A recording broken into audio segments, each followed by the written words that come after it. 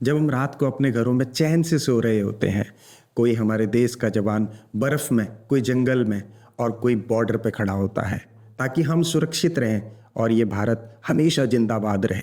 दोस्तों, आज 15 जनवरी है और इंडियन आर्मी डे है। हो सकता है हम में से बहुत सारे लोगों को ये नहीं पता हो, बट आज इंडियन आर्मी को सैल्यूट करने का दिन है।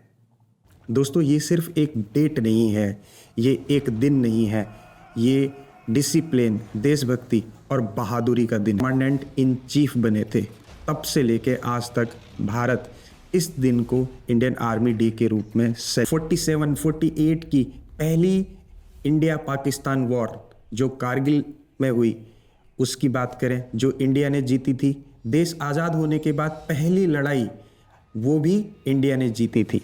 1962 में इंडिया चाइना की वॉर, जहां इंडियन आर्मी ने सिखाया कि हारने के बाद भी कैसे दोबारा खड़ा हुआ जाता है और कैसे एक देश की बड़ी सेना बना जाता है। 1965 में इंडिया पाकिस्तान की दूसरी वार हुई, जहां पाकिस्तान को लाहौर फ्रंट तक धकेल दिया।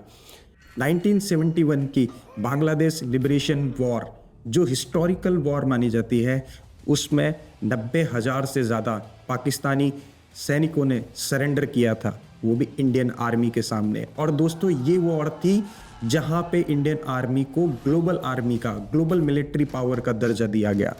उसके बाद 1984 में ऑपरेशन ब्लू स्टार, जहाँ टेररिस्ट हमारे देश के गोल्डन टेम्पल के अंदर अटैक करते हैं और इंडियन आर्मी उन्हें वहाँ से धकेल के बाहर निकालती है। दोस्तों, 1999 में सेकेंड कारगिल वार हुई। बर्फ़ थी, पहाड़ थे, ऑक्सीजन कम थी, लेकिन फिर भी इंडियन आर्मी ने कहा ये दिल मांगे मोर, और पाकिस्तान को उसी के ज़मीन पे जाके वापस हराया। दोस्तों, इंडियन आर्मी की अगर ग्लोबल कंट्रीब्यूशन की बात करें तो आज यूएन पीस मिशन में इंडियन आर्मी सबसे लार्जेस्ट कंट्रीब्यूटर है। इंडियन सोल्जर्स का मैसेज है कि पीस फॉर द वर्ल्ड।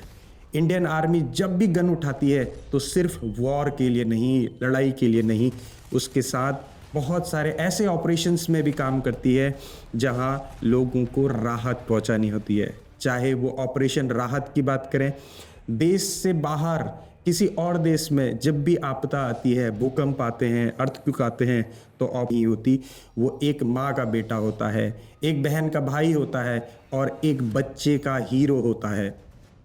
दोस्तों, इस इंडियन आर्मी डे सिर्फ सैल्यूट करने का नहीं, हमें अपने जवानों के लिए, उनके योगदान के लिए, उनको रिस्पेक्ट, उनको ग्रेटिट्यूड देने के साथ साथ अपनी रिस्पॉन्सिबिलिटी समझने का भी है।